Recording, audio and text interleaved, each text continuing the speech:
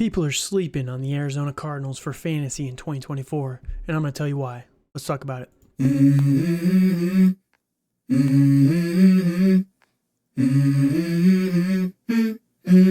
Let's go. Hey guys, welcome back to another episode of Dynasty After Dark. I'm your host, Calvin Timms, and today I'm excited to be talking to you guys about a couple of sleepers. Not really sleepers. Marvin Harrison is one of the hottest names out there right now, but this offense, I think, is being massively underrated outside of Marvin Harrison and Trey McBride. I think both of these guys are going to be very good. But I'm going to be breaking down why I love everybody in this Arizona offense and why I'm really excited to be investing in them on the cheap, for 2024. Before I get into that, if you can, please like the video, subscribe to the channel for all the content that we're going to be putting out, and leave a comment down below.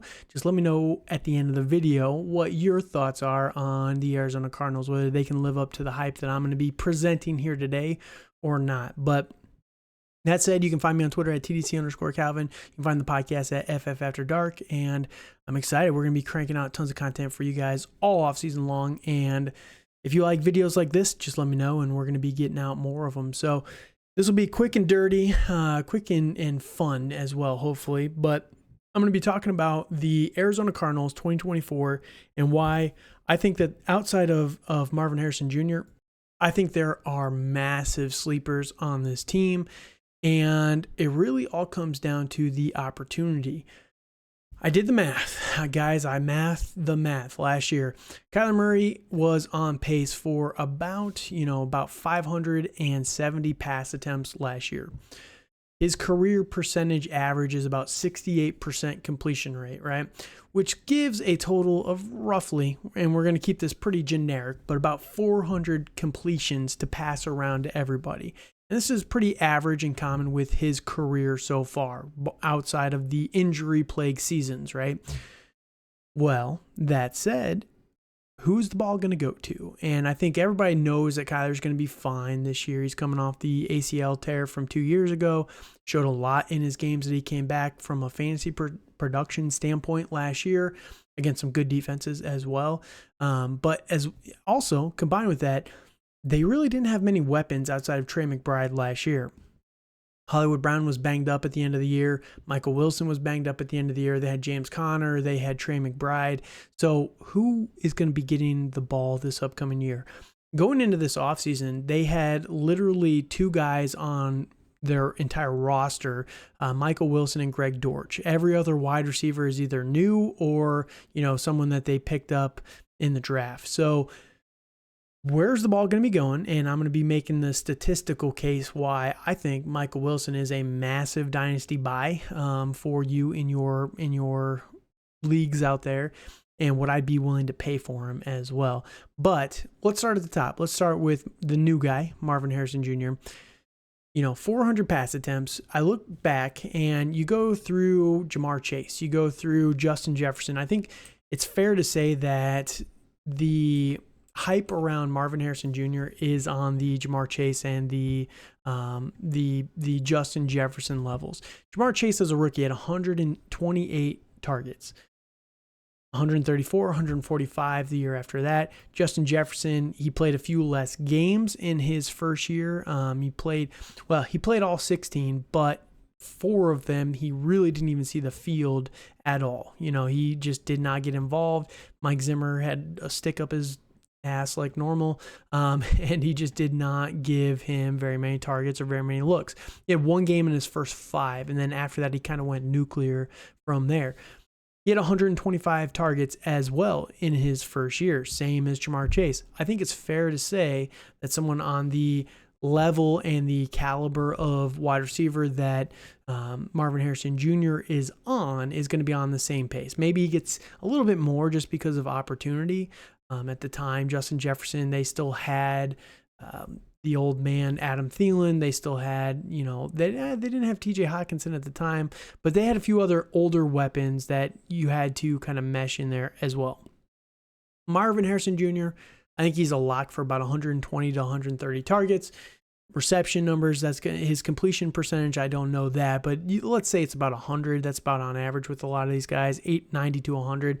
He's going to be solid, man. He's going to have 1,200, 1,400 yards, somewhere in that range. And he's going to be amazing for fantasy football. Nobody's contesting that. Trey McBride, the other guy in this offense, last year with Kyler Murray, and again, they were missing a few of their key pieces, but he had 106 targets last year. With Kyler Murray, he had about 67 completions in that stretch, or 67 targets in that stretch, sorry. So, 60% in 8 games, which was with Kyler Murray, which was amazing to see. It was 33% of the passing volume for Kyler Murray was in those 8 games, which is just absolutely crazy. He's not going to see the same level of volume, but let's say he's about 100 targets as well. Again, you go back to the top, 400 completions to pass around here. And if, Trey McBride's getting about 80, let's say Marvin Harrison Jr. is getting 100, you've got 220 left to go around. And I kind of talked about this a little bit on the last video. But who's it going to go to? Behind these two guys who everyone is excited about, you've got the running back. You've got James Conner, right? Well, last year, James Conner played he played 13 games, not a full season, but in those 13 games, he had 27 completions. Career average is about 35 to 40. So, you give him about 40, let's say 35, just because he's getting a little bit older. I think they're going to use Trey Benson a little bit more as well. So you got now you're taking 35 out of that 220. You got 185 targets left to go around. Greg Dortch in the whole season, he played 16 games, got 24 completions. 41 targets, 24 completions. So let's round it up to 30 this time. Let's say it's 30 as the wide receiver 3 in this offense, 155. Other guys, they did just sign Zay Jones, which is a good signing, but Zay Jones wasn't really healthy a lot last year. Maybe, you can go back a couple years. Let's pencil him in for 65.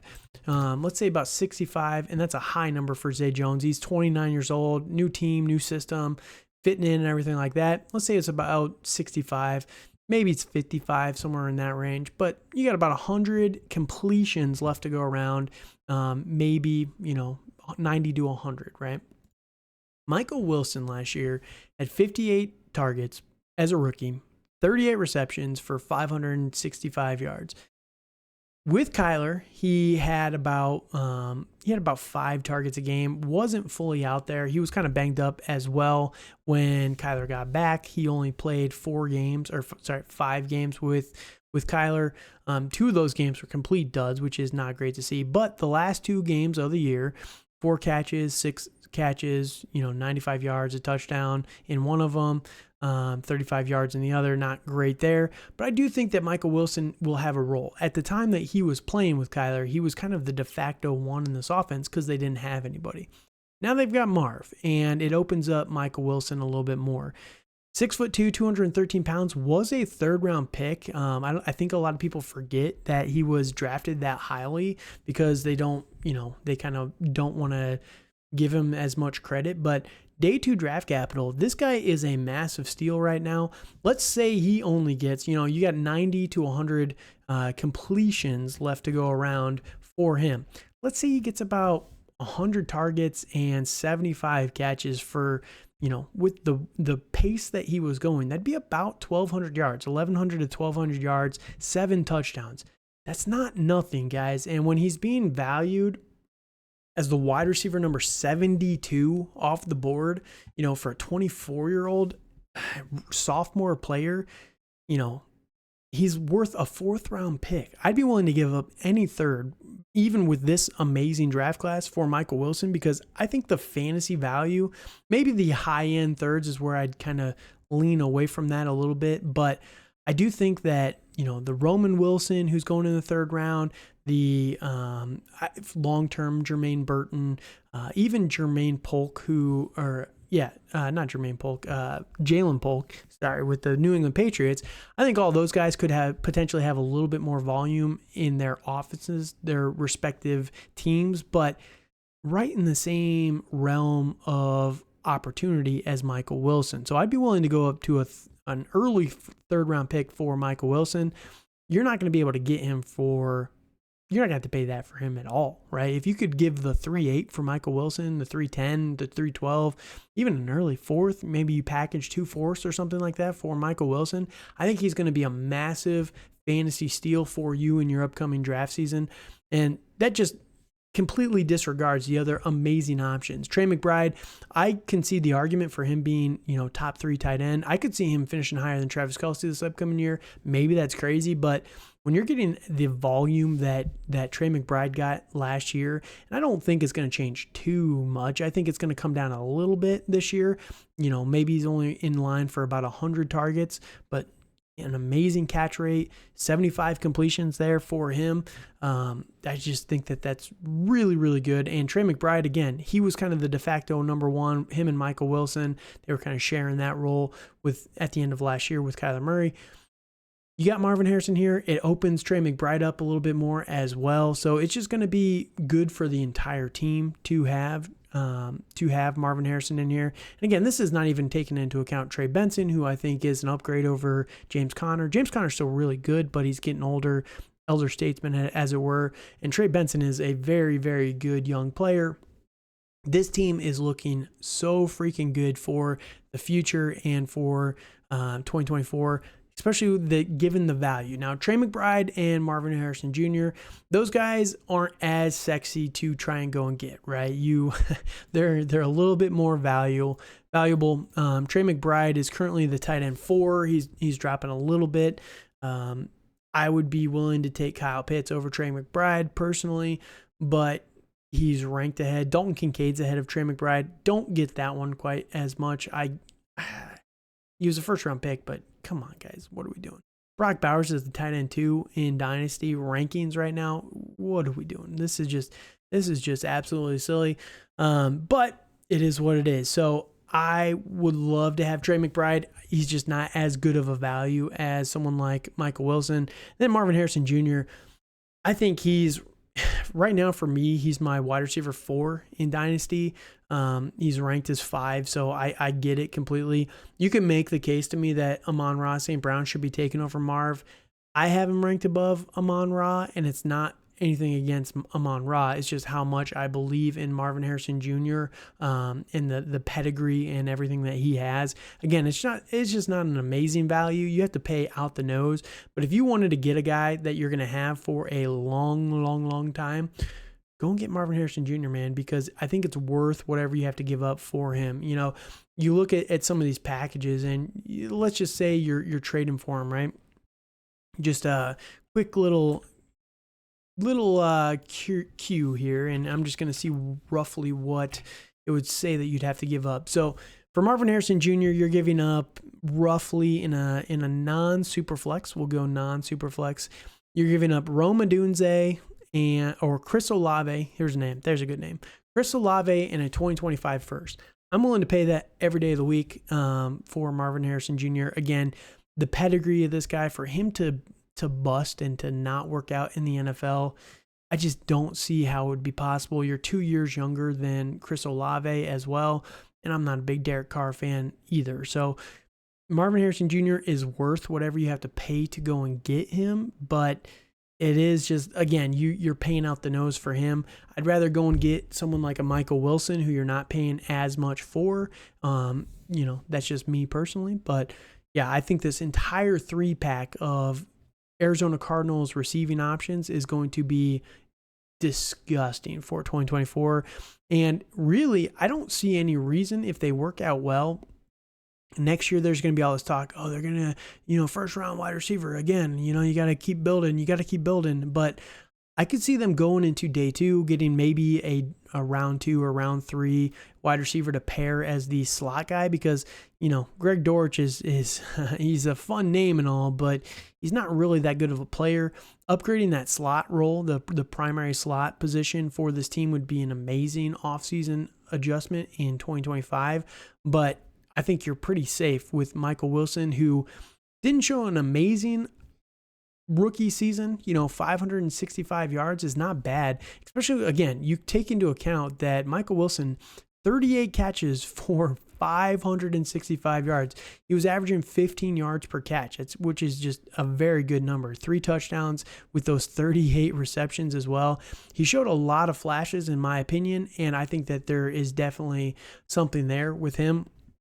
Marvin Harrison Jr. is set up for a long time, and Trey McBride is going into year 3. You've got another year before you have to sign him to a long-term contract. So it's a great problem to have for the Arizona Cardinals.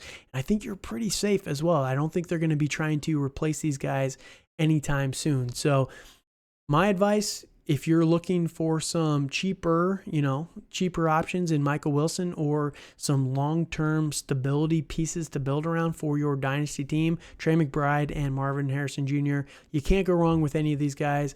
Again, let me know your thoughts down below. Am I missing something? Am I completely crazy? But I am very, very excited about these guys in 2024 and beyond. So that said, hit me up on the comments. Please subscribe one more time to the channel and let me know your thoughts. So until next time, thank you guys so much for listening, and good night. And we all got dreams, we all want things, but what you gonna do for it? How you gonna move for it? What you gonna be?